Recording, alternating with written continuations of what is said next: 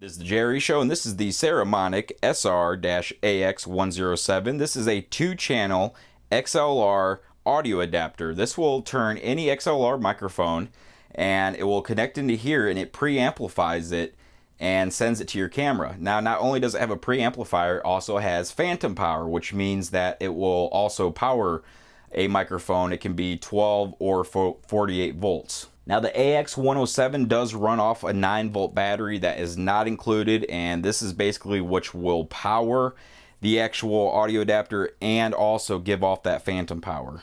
Now the Saramonic mounts right on the bottom of most DSLR cameras. It just screws in there very nice, and it's all contained one unit. You're already looking at the back of your camera, you just look down a little bit. It's very convenient to have that audio and the controls right there. Now on the bottom of the Saramonic itself, we have another 3/8 and 1/4 female, so we can attach that to a tripod. And if we look on the sides here, we have the hot shoe, or I don't know, hot shoe, cold shoe, but you can put though, attach, if you want to attach a monitor off to the side or whatever. You could even mount the microphone right here if you didn't want it on top of your camera for whatever reason. Now if we take a look through the controls here, I just want to go through the controls. We have the right and left. We have 2 different channels on this. We can hook up just one microphone to this, or we can hook up 2 for stereo. Even if we do hook up just one, we can either record mono or stereo. So if we wanted to, we could just hook up one and still get the stereo sound.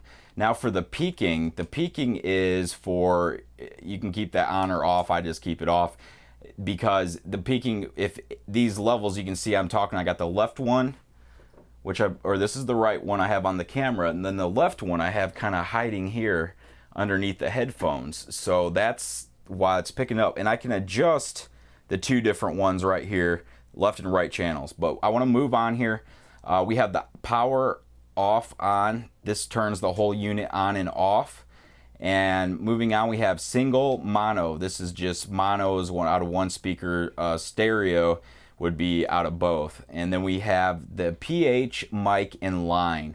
Now PH stands for phantom power. So this microphone, it's the Audio Technica, I can't remember the specific model right now, but this does not have phantom power, or it needs phantom power to run. I think it takes a battery, but I don't have a battery in it. However, the Movo microphone I have here does have a battery in it, so that way I don't need phantom power. So you can see right here, I have that one set to mic, and then this one is set to PH, which is phantom power. The other one would be line, and that's when you're going to be listening to playing back videos or whatever. Going down here further, we have a headphone input, and that way you can monitor while you're recording. To the left of that, we got the right and left. Those are just the different inputs, and you can adjust those, of course. Then we have the phantom power. Like I said, you can switch that between 12 volts and 48 volts. If you don't use phantom power, like I said, you just switch it over there to the mic or MIC. Automatic gain control. If we switch that off for a second, notice the left channel.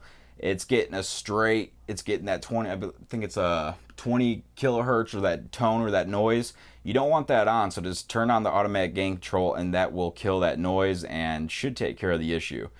And we have monitor, and the monitor, do you want to listen to, are you going to play back, or are you recording? So you'll need to have that switch to record when you want to monitor. You can see I have my headphones plugged in right here. And also, I mean, that's just what I would usually do, is plug in through my camera just because I want to hear the audio directly from my camera. That's just the way I like to do it. But in this situation, I have it set up so you can listen to it through these headphones now too. And we have a monitor. The monitor basically be an output to like a mixer or something like that. I don't have a use for that right now, but you do have that option. So those are the basic controls on the AX107. Now this little cord is included with it, and I just ran that from my camera to the actual preamplifier here, but I wanted to spin it around real quick and just show you the XLR inputs on the back, and also where the battery can be found. You can see they're labeled left and right, and then they have these push buttons, and you just push in. I got a kind of a tangle going on here, but you just push in like that, you hear a nice click, and these are real nice. I mean, I don't have any complaints with them whatsoever. They click in and click out as they're supposed to, and they have that nice release there. But even if someone were to get tripped, or trip on one of your cords, if you do have this ran out, these probably ain't gonna come out. So someone's probably gonna yank down your camera or microphones or whatnot. But overall, I'm definitely digging it. It works very well, and it's very convenient, very handy to just even leave strapped to the camera for on-camera audio, if you're going to do audio setup for stereo, whatever. But that's the Saramonic SR-AX107. Thanks for watching.